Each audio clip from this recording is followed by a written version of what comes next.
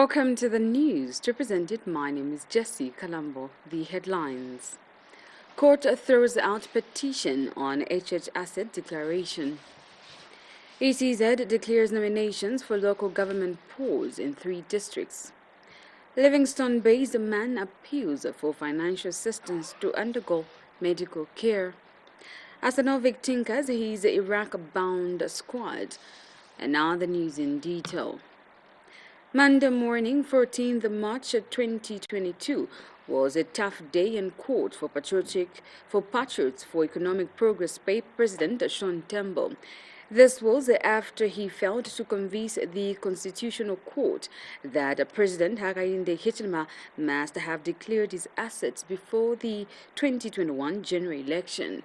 The court has observed that the omission by President Hichilema and other candidates in the 2021 election to declare their assets did not contravene Article 52, sub-Article 3 of the Zambian Constitution.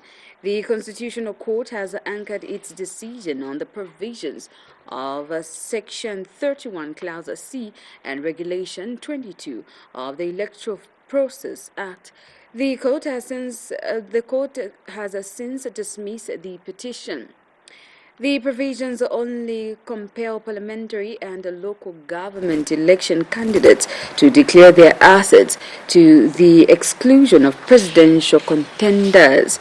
The court further observed that it was discriminatory for Mr. Tembo to single out President Hichilema as having not declared his assets, while there were 16 presidential candidates that contested the 2021 general election. The court states such candidates included Mr. Tembo himself. 4 Constitutional Court judges constituted the quorum for the majority judgment. These are Mungeni Mulenga, Palani Mulonda, Martin Masaluke, and Matthew Chusunka. Good afternoon, ladies and gentlemen. We are at the Constitutional Court, and we came for the judgment in the matter of the declaration of assets by the President. And this is a case which we filed sometime last year. And it is basically a case where we were asking the court to compel the Electoral Commission of Zambia to release the declaration of assets that was made by presidential candidates during the 2021 general elections. And our argument in this regard is essentially the fact that declaration of assets is something that is very cardinal to the promotion of accountability as well as transparency, which are very, very critical aspects of any democracy. And additionally, the Constitution of Zambia, we argued that also requires candidates to make public their declaration. And that when you make a declaration, and that declaration is just kept in a drawer, it does not really amount to a declaration. A declaration can only take effect if it is actually publicized, and if the citizens are able to have access to it. And therefore, the failure by the Electoral Commission of Zambia to make public the declaration that was made by presidential candidates is something that was unconstitutional. So basically that is the case and the arguments that we made to court, and today we got a judgment of a majority.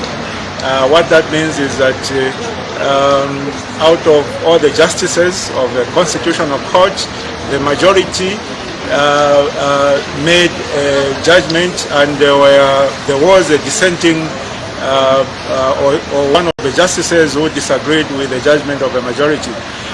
In this regard, the court did not agree with our arguments, and the court determined that the Electoral Commission of Zambia is not obliged to publish the declaration of assets for the President. We had a dissenting judgment from Honorable Justice Narula, who felt that the Electoral Commission of Zambia had an obligation to actually publish the declaration of assets for the President as well as other presidential candidates. So as things stand and as the judgment is, as delivered by the court, this country and the citizens of this country will not have the opportunity to know the assets for our Republican President, Mr. Hakainde Hichilema, despite the fact that traditionally presidents are required to declare their assets.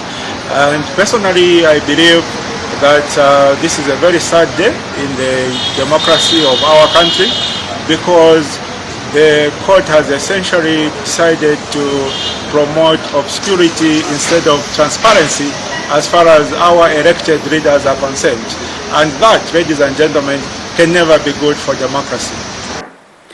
Electoral Commission of Zambia ECZ has postponed nomination dates for by-elections in Mongo, Luwingu and Monze. The new date for the 14th April 2022 polls is 22 March 2022. This has been necessitated by the death of 4th Republican President Rupia Banda. The Magistrate Court in Kawamba District has adjourned the case involving Patriotic Front Party Mpambashe Member of Parliament Ronald Chitotila and his Kawamba Central Constituency counterpart Nixon Chilangwa, with 5 others due tomorrow 15th March 2022 for plea. Zanis reports the defendants who appeared for mention could not take plea as the magistrate from Mansa, who has been assigned to handle the case, had not yet arrived in Kawamba when the matter came up. This is in the matter where Mr. Chitotila and Mr. Chilangwa, with 5 others accused persons, have been charged with arson, threatening, violence and assault, among others. It is alleged that the 2 lawmakers, while acting with 5 others, assaulted 4 UPND members, threatened violence and damaged the windscreen of the Mahindra motor vehicle before setting it ablaze during the August 2021 general election campaign in Mpambashe constituency. All the 7 accused persons are being represented by lawyers Jonas Zimba, Andrew Mulenga and Benjamin Mwewa. The Lusaka Province Minister Shomuliata has expressed happiness in the manner citizens in the area who have so demonstrated in mourning late 4th Republican President Rupia Banda. Mrs. Muliata says that the true legacy of peace envisioned in the late 4th Republican President Rupia Banda is evident in the openness of his funeral to everyone, regardless of their political affiliation. She says Zambians must continue to uphold the legacy of peace. I'll talk about Belvedere itself. From the time that we took the funeral to Belvedere, we have seen people coming and mourning. At this time, that's when you see the true sisterhood, the true Zambian spirit, that people are mourning. We are not looking at what political party you are coming from. This is the Zambian mourning. Because we have lost a father, the father who was there for the nation. You see, to this man there's a great legacy. He started his political career at a very tender age of 26. So he saved Zambia. And the young people today, they have the history about him. We know what he has done. So you can see that it's gone across the country. Everybody is mourning. And it's a very sad time. In Lusaka, I've gone round, even in the compounds. People that do know him, they're asking so many questions. What are we going to do? If this funeral going to Hero Stadium, we want to attend. I know that it's not everybody that can come. We are looking also at the coronavirus situation. But we appreciate people are mourning. There's peace in Lusaka. There is total quietness, a quietness, mourning of a senior man, a good, loving father, one who ruled this nation with love. That's what we are doing today. And that's what is the situation in Lusaka, and I know the whole of Zambia. Meanwhile, Mr. Banda has been described as a man who focused on the rule of law and upholding of democratic tenets during his reign. Secretary General of a Southern African Development Community SADC Truck Drivers Association President Kaiko Wamunyima says that Mr. Banda's service to the country cannot be ignored. Speaking in an interview, Mr. Wamunyima says the country will miss Mr. Banda as a gallant son of the soul. We have learned with great sorrow on the death of the fourth Republican President, His Excellency Lukia Banda. The association remembers President Banda as a statesman who committed himself to the rule of law during his reign as a Republican president. President Banda service to the country, starting as a diplomat to a Republican president of the land, cannot and will not be forgotten by Zambians, as he dedicated himself to service above self. The country will indeed mourn the gallant son of the soil for his contribution to national development. His effort in seeing to it that SADC region and African at large countries to enjoy peace and stability will be written. We'll take a break on that note. See you shortly.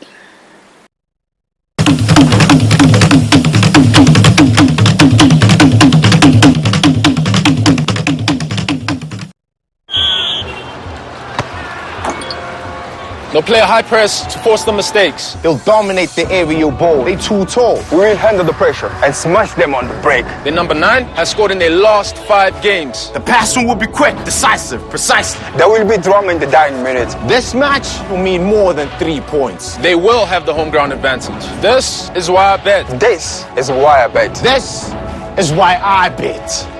Betway. So here's how to pay using Airtel Money. Ensure your decoder is turned on and tuned to channel 1. Dial *778#, then select the option that says Make Payment. Select Pay TV, then select Muvi TV. Enter the 12-digit smart card number, then enter the amount you wish to pay. Enter the Muvi TV account number, omitting the dash before the last digit. Then select the amount you wish to pay. For inquiries, call customer care on 0764 250055 or 0764 250052 or 0978 732 411 or 0978 732 412.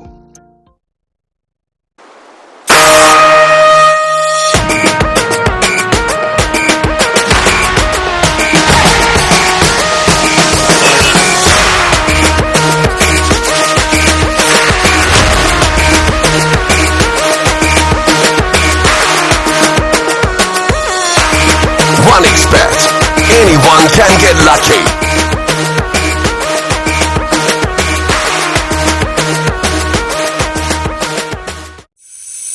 Fairview University College is enrolling students for the January-April 2022 intake in the following: School of Education, Bachelor of Education in Early Childhood Education, Bachelor of Education in Primary Education, Bachelor of Education in Secondary Education, Bachelor of Education in Special Education, Diploma in Early Childhood Education, Diploma in Primary Education, Diploma in Secondary Education, Diploma in Special Education, Certificate in in Early Childhood Education, School of Humanities and Social Sciences, Diploma in Public Relations, School of Hotel and Tourism, Diploma in Food and Production, Diploma in Front Office, Diploma in Food and Beverages Management, Diploma in Hospitality and Events Management, and Diploma in Sales and Marketing. For more information, visit us at Regent College along Kwazi Road or the Northmead Campus at plot number 11 Luamba Road, Lusaka, or call us on 0955 787114 or 0966 787114 or 0977 787114. Fairview University College.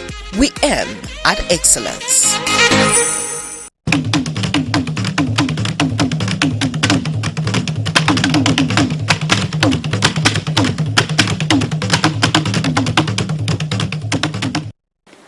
Welcome back. In other news, a Livingston-based man, Edward Movita, of Railways Compound, is appealing to well-wishers to help him financially to undergo a surgery. Mr. Movita, who was diagnosed with tuberculosis in 2017, which has in turn affected his spinal cord, thereby worsening his condition. He says a total sum of 330,000 kwacha is needed for him to undergo specialist treatment. To an ambitious football player with so many goals now rendered helpless by a condition that affected his spinal cord after being diagnosed with tuberculosis in 2017. Mr. Movita, who has been in this state for almost 5 years now, says this has become a matter of urgency as there seems to be no progress by family members to come up with the money to help for the surgery. He now narrates. My name's Edward Movita. I am a sick patient, and this sickness started since 2017 until now. So automatically we were told by the doctors that the TB it has been cured, and automatically it has left some challenges on my spinal cord. So for me to rise and walk again, I need to go through surgery. So the surgery is quite expensive. So me and my family, we can't afford. This is why we have taken a step to ask from the well-wishers out there for me to be helped. He is saddened as he is unable to do anything for himself and has to rely on his ankle for any type of movement. This condition further has left Mr. Movita's legs to shake constantly due to some damage in his bones. So I'm asking you people out there, have mercy on me to raise this a huge amount. What's the needed amount? Almost 130,000. This is the amount that they want for me to rise and walk. So if I'll be helped, I'll appreciate a lot, because even me right now, I'm still a youth. There are a lot of things that I want.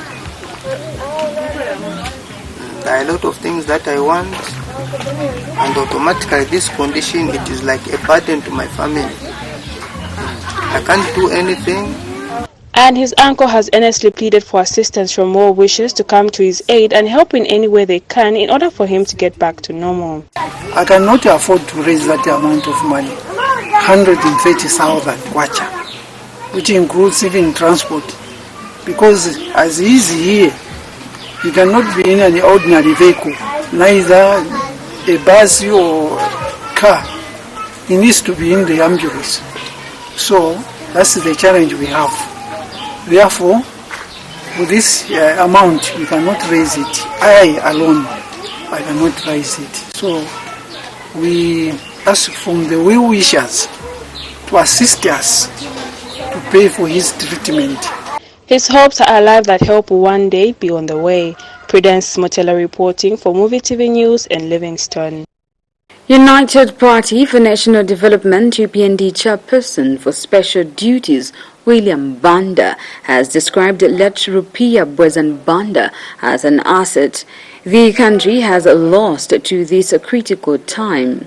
Speaking in an exclusive interview with Muvi TV News, Mr. Banda, who is also a veteran politician, has urged all Zambians that one of the big lessons exhibited by Mr. Banda was love and humility. Mr. Banda has further advised politicians and leaders to emulate the late President Banda's style of leadership of non-segregation. Politicians should learn from President Rupiah Banda is one. Rupiah Banda never forgot the people he worked with. Even if he found you in Mwinirunga, in Chipata, wherever, as long as you worked with him, he will remember you by calling your name. And he will even shake your hands. He will not fear you. He will embrace you. That is one of the things that us as Zambians should remember President Rupiah Banda. He had love at heart. And even when he went to State House, he came from tour or from work, he asked, our police were That is how a man must think about himself. And not to forget the people you have struggled with. So President Rupiah Banda, to me, was an asset, a proper asset, well-documented asset. Advocacy for Child Justice has strategically partnered with Senior Chief Chiwala and Senior Chief Madzimawe to protect women and girls from any form of evil acts. Organization Executive Director Josephat Njovu reviews the passion that traditional leaders have demonstrated has culminated into the establishment of an anti-gender-based secretariat in their respective chiefdoms as a way to protect women and girls. He says verbal abuse, sexual, emotional, and mental abuse are immoral and must not be accepted in society. Ms. Njovu was speaking at a press conference on Monday morning.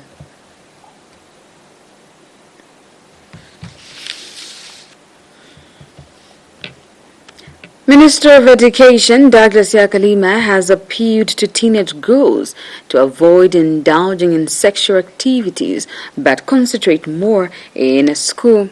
Speaking in an exclusive interview, Mr. Yakalima laments the ongoing trend in the country where the girl child is getting pregnant at a tender age should not be entertained. He has further advised young girls and boys to change their behavior and focus on education so that they can have value and contribute to the development of the nation. Meanwhile, Advocacy for Child Justice SCJ Executive Director Josephat Njovu explains indecency dressing among girls is not an excuse for perpetrators of sexual gender-based violence (SGBV) to sexually abuse girls, ladies, or women. For the rights of children who come into conflict with the law through pioneering and contributing to the improved standards in the administration of child justice. This being the case, the Advocates for Child Justice Executive Director Josephat Njovu has disclosed that the government's concern is about the situation of sexual and gender-based violence in the country that go unreported, and especially in rural areas. Speaking at a media press conference 14th February 2022, Mr. Njovu has urged all women and girls to take up the fight and report such violence. He says the ministry has continued to partner with other chiefdoms on gender-based violence to embrace gender mainstreaming and implementation of various projects, and has also worked with local cultural drama groups and traditional leaders reproductive in health rights sensitization campaigns that has drawn over 500 people as their target. He says he has also noted that their ministry looks forward to stronger and great collaboration in the future to impact more lives and contribute to the creation of safe environment for women and girls in Zambia. Our sincere hope that as our collaboration continues, we will rally together to raise awareness on the dangers of sexual gender-based violence in Zambia, that greater improvement will be recorded. The Canadian mission's support further enables us to strategically partner with two of the senior chiefs who have been known to be very vocal on the subject of sexual and gender-based violence. The Senior Chief Chwala and Senior Chief Mazimawe, whose passion to protect women and girls has seen the establishment of anti-gender-based violence secretariat in their chiefdoms. Commendable efforts indeed that could certainly be emulated and adopted by other chiefdoms. Mwanza reporting for Muvi TV News, Lusaka. You're still watching Muvi TV's primetime news. We now go for another set of a commercial break. See you shortly.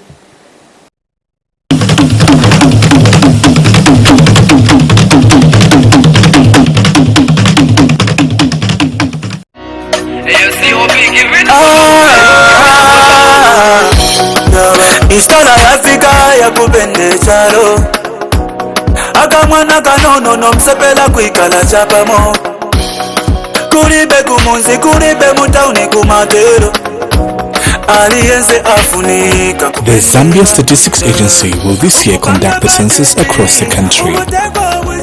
The census aims to count people in households, rural and urban, hospitals, military, police and correctional facilities. This numbering will extend to hotels, farms, as well as high-density areas with different families sharing a house and those in transitory locations. Every person in the country matters and should be counted because the census will benefit all, from migrants, refugees and street children, homeless people, the young and the old people, as well as persons with disabilities. Everyone counts. This message is brought to you by the Zambia Statistics Agency. So here's how to pay using Airtel Money. Ensure your decoder is turned on and tuned to channel 1. Dial *778#, then select the option that says Make Payment. Select Pay TV, then select Muvi TV. Enter the 12-digit smart card number, then enter the amount you wish to pay. Enter the Muvi TV account number, omitting the dash before the last digit. Then select the amount you wish to pay. For inquiries, call customer care on 0764 250055 or 0764 250052 or 0978 732 411 or 0978 732 412. Fairview University College is enrolling students for the January-April 2022 intake in the following: School of Education, Bachelor of Education in Early Childhood Education, Bachelor of Education in Primary Education, Bachelor of Education in Secondary Education, Bachelor of Education in Special Education, Diploma in Early Childhood Education, Diploma in Primary Education, Diploma in Secondary Education, Diploma in Special Education, Certificate in Early Childhood Education, School of Humanities and Social Sciences, Diploma in Public Relations, School of Hotel and Tourism, Diploma in Food and Production, Diploma in Front Office, Diploma in Food and Beverages Management, Diploma in Hospitality and Events Management, and Diploma in Sales and Marketing. For more information, visit us at Regent College along Kwazi Road or the North Mid Campus at plot number 11 Luamba Road, Lusaka, or call us on 0955 787114 or 0966 787114 or 0977 787114. Fairview University College. We aim at excellence.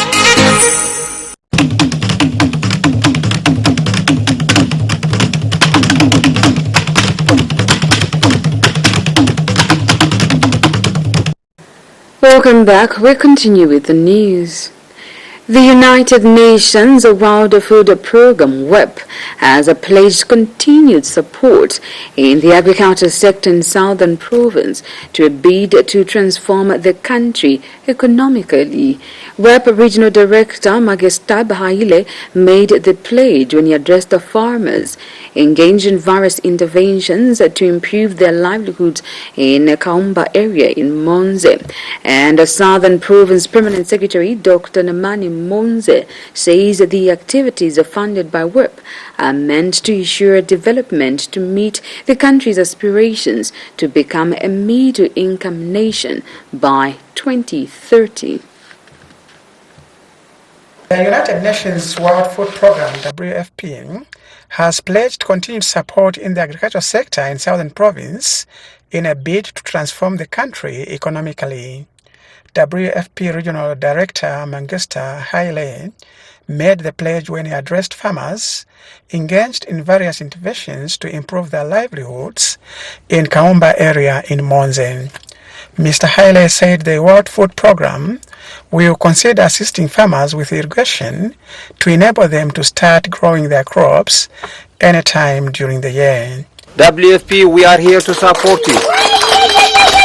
So when you are in the first place and when the government is with you, we are also with you. Together we will make a difference. And Southern Province Permanent Secretary Dr. Namani Monze said the activities funded by WFP are meant to ensure development to meet the country's aspirations to become a middle-income nation by 2030. We are very grateful to World Food Programme for looking at things in such a manner that they are not just mere assistances, but a way of helping us develop, a way of making us realize our aspiration of a prosperous middle-income country by 2030.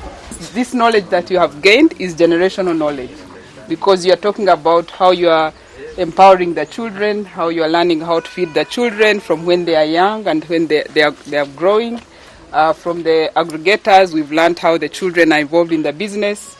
And one of the beneficiary farmers, Imelda Hechomorwa, said from the diverse agricultural interventions funded by WFP, she has managed to construct a better house.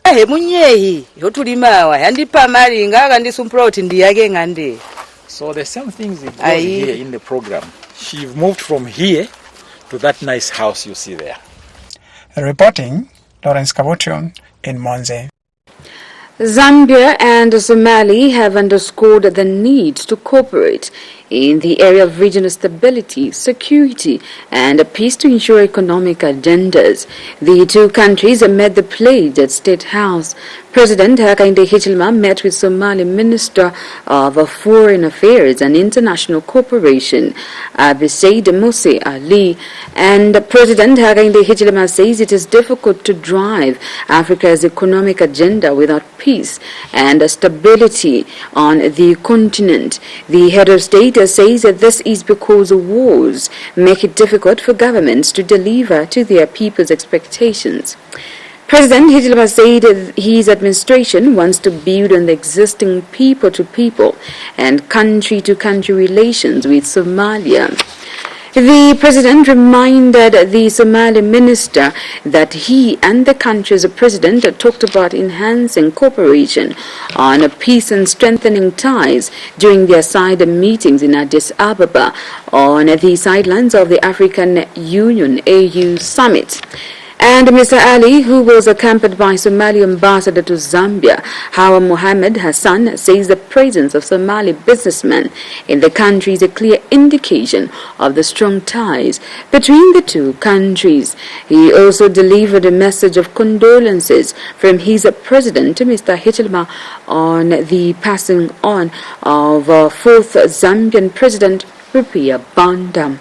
The Somali minister is in the country for a one-day visit and is expected to leave tomorrow, Tuesday. In sports news, Chipolopolo coach Aljosa Asonovic has tricked his squad that is currently in camp for this Friday's international friendly match against Iraq by roping in 4 more players to replace Zanaco stars that will be unavailable due to CAF duty. Zanaco have a CAF engagement this weekend against CS of Tunisia, who beat them 1-0 in the first First League. Sonovic had summoned the Zanaco quartet of Moses Piri, Kelvin Kapumbu, Lamek Siame, and Abraham Siakombo. They have been replaced by Kafua's Celtic forward Albert Kangwanda, Zesco United Standa Mukuka, and the club met Simon Siluimba. Ghana's Kelvin Malunga will complete the list of core apps. The Chipolopolo are expected to leave for Iraq on a Tuesday before proceeding to France, while they play Guinea Conakry on March 29. Asanovic will have the full squad with the foreign best players for the FIFA window assignment that will be used as a dress rehearsal for the Ivory Coast 2023 Africa Cup of Nations qualifiers that commence in June. After the Iraq match, the bulk of the local players will return home to pave way for the foreign best players. FAS has lined up 2 friendly matches during the FIFA window, with the Guinea fixture confirmed, while one more opponent has yet to be confirmed. Well, on that note, we take another break. Still to come as more news items. Stay tuned.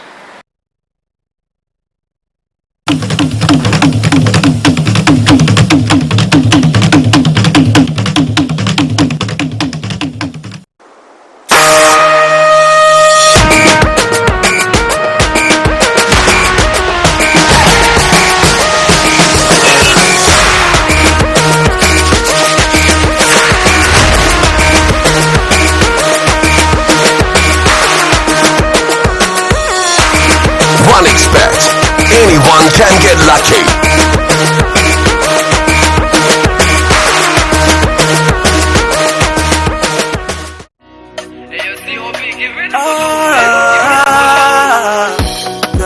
Istana ya Afrika ya kupende chalo akamwana kanono nomsepela kwikala chapamo kuribe kumunzi kuribe mutauni kumadero. The Zambia Statistics Agency will this year conduct the census across the country. The census aims to count people in households, rural and urban, hospitals, military, police and correctional facilities. This numbering will extend to hotels, farms, as well as high-density areas with different families sharing a house and those in transitory locations. Every person in the country matters and should be counted because the census will benefit all, from migrants, refugees and street children, homeless people, the young and the old people, as well as persons with disabilities. Everyone counts. This message is brought to you by the Zambia Statistics Agency.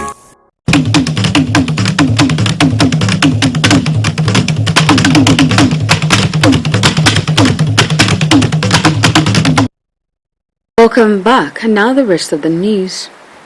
Minister of Education Douglas Yakalima has appealed to teenage girls to avoid indulging in sexual activities but concentrate more in school.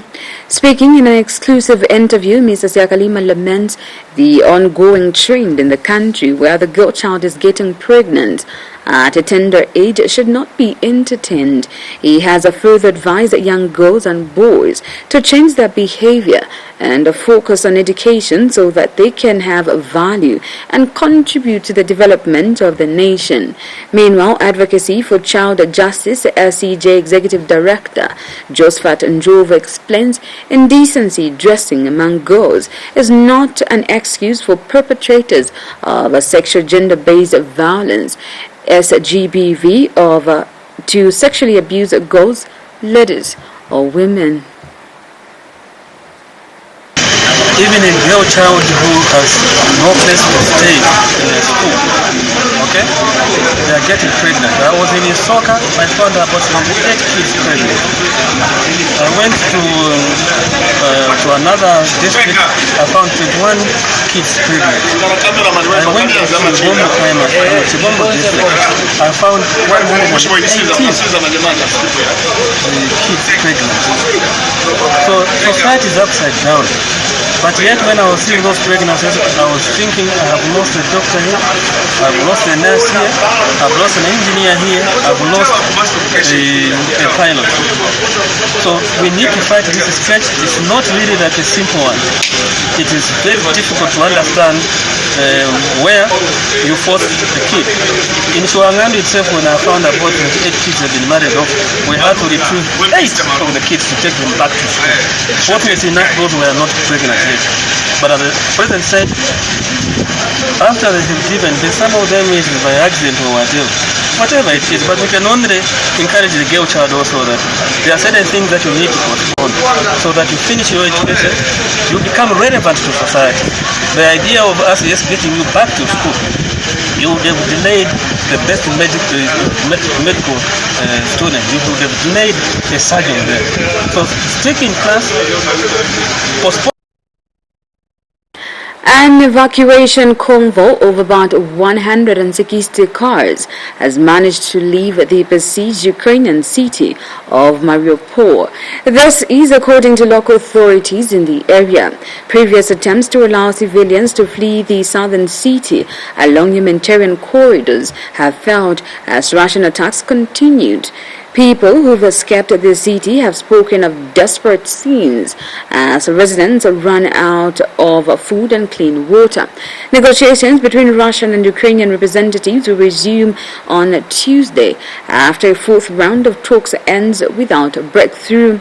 Russia continues its bombardment of many Ukrainian cities, with one person killed in a strike on a block of flats in the capital, Kyiv. Russia's defense ministry claims the Ukrainian missile has killed 20 people in the city of Donetsk. Ukraine has blamed Russia for the attack. And for more international news, we join DW. To buy US-made F-35 fighter jets as part of a push to modernize its armed forces following the invasion of Ukraine. The new jets will replace the country's aging Tornado fleet. Chancellor Scholz has also pledged to increase defense spending to more than 2% of GDP, surpassing NATO requirements. And the US National Security Advisor Jake Sullivan has warned China against helping Russia evade the effects of global sanctions. US officials have also reported that Moscow has asked Beijing for support, including military equipment. Russia and China deny the reports. Police across Russia have arrested more than 800 people for protesting against this war. Authorities in Moscow say they've detained 300 for breaching public order. Police in St. Petersburg and 30 other cities have also made dozens of arrests. And a US journalist has died after his vehicle came under fire in the town of Irpin near the Ukrainian capital, Kyiv. Brent Renault was filming material for a report about refugees. Another journalist was wounded in the attack. Ukrainian officials say Russian forces fired at their vehicle as it neared a checkpoint. Russia's annexation of Crimea, but this trend is actually accelerating. So there were increases that had been announced, but now there are increases on top of increases, so to speak. So countries, let's say, for instance, like Sweden or Poland, were already saying they were going to increase their military expenditure, but now they say they're going to increase even more. So we're going to see Europe as one of the key regions driving military spending forward in the coming years, not just the usual suspects, as you were mentioning. Can we say what kind? Situated to gain the most from all of this is China. We've seen a Chinese ambassador state that China should position itself to buy up these Western companies that might be nationalized by Russia. But in addition, this is also a tacit promise to Russia that they will support them. So in many respects, China is trying to walk a very careful line while the West is trying to sanction Russia in order to change their calculus in regard to Ukraine. China is kind of, through a back door, kind of telling them that we're there to support you. And this is all coming to a head today. We'll see there are talks going to take place in Rome. But I think that China is trying to be ambiguous, trying to keep Russia on side and trying to keep the West on side because they need the Western markets both in Europe and in the US. I want to come back to China in just a moment, but I want to ask first. The product is affected by the sanctions because it's needed for oil refinery, so I can't export them to Russia anymore. That will cost me about 30% of my revenue. was ungefähr 30% meines Umsatzeinbruches ausmachen wird. The EU has imposed a ban on this kind of technology in an effort to hamper Russia's military capacity. What this means for the employees here is not yet clear. It might be necessary to cut working hours. As employees, we're not that pleased about it because a lot of our products are delivered to Russia. It's our jobs we're talking about, and of course we want to keep them. It's a difficult time, more difficult than Corona, definitely. Matthias Elo may have to close his Russian office, but it's not the only problem. Raw materials are getting harder to come by. Yesterday I was at our plant, and for me, prices for carbon steel rose 30% overnight.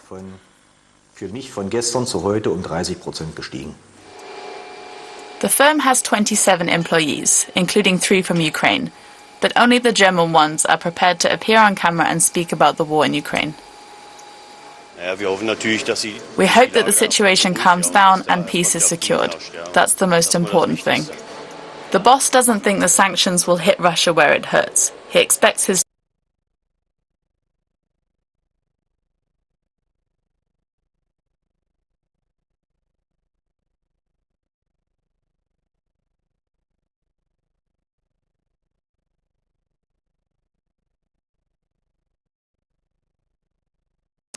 supports further enables us to strategically partner with 2 of the senior chiefs who have been known to be very vocal on the subject of sexual and gender-based violence. The senior chief Chwala and senior chief Mazimawe, whose passion to protect women and girls has been This bus was struck by parts of a Russian missile in a northern district of Kiev. The explosion damaged electric cables and nearby buildings. Earlier, firefighters rescued people from the smouldering ruins of a 9-story apartment building hit during an early morning attack. Part of renewed fighting on the outskirts of the capital. The city has so far resisted Russia's advance.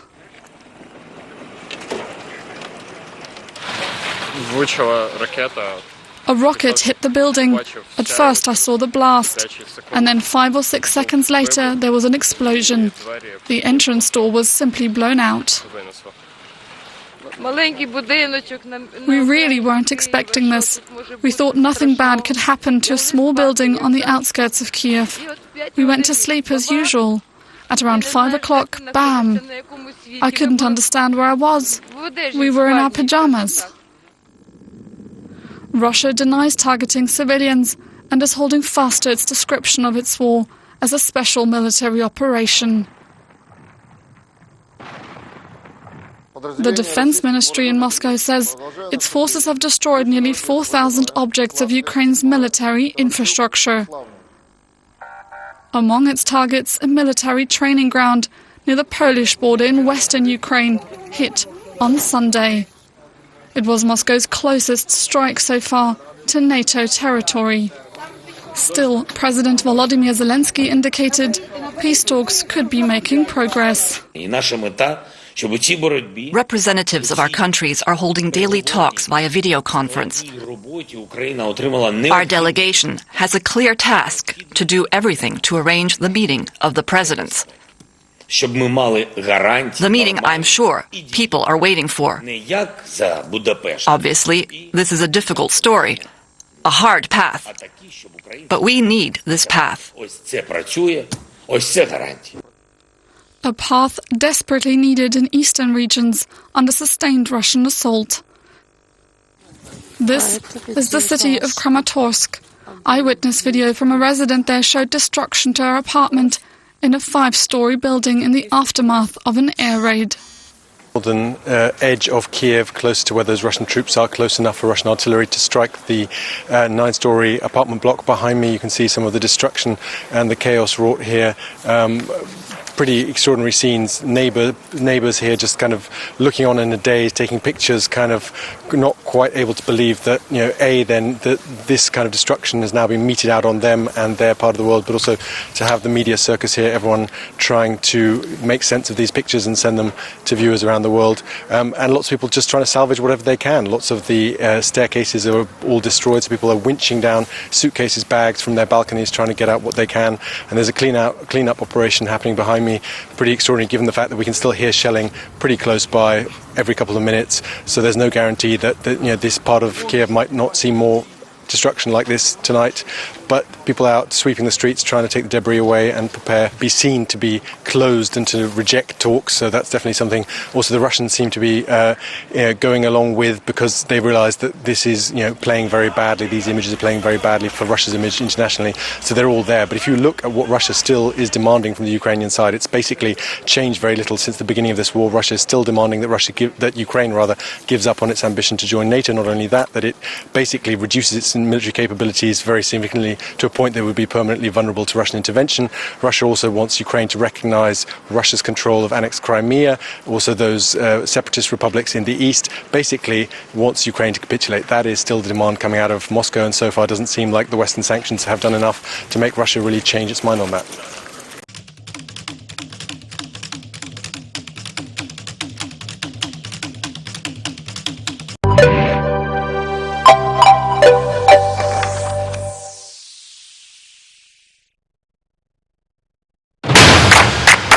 Water on the Zambian market. Our mineral water is produced in the cleanest and most hygienic, germ-free environment in Zambia, and that's just a fact. We at Natural Valley take pride in the quality of our product so that you can safely enjoy our mineral water, rich in minerals, to satisfy that thirst and revitalize your body.